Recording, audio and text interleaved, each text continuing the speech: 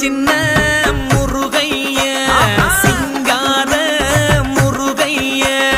சின்ன சின்ன முருகைய சிங்கார முருகைய கொஞ்சி கொஞ்சி தமிழ் பேசும் செந்தில் வடிவேலனவ கொஞ்சி கொஞ்சி தமிழ் பேசும் செந்தில் வடிவேலனவ சின்ன சின்ன முருகைய சிங்கார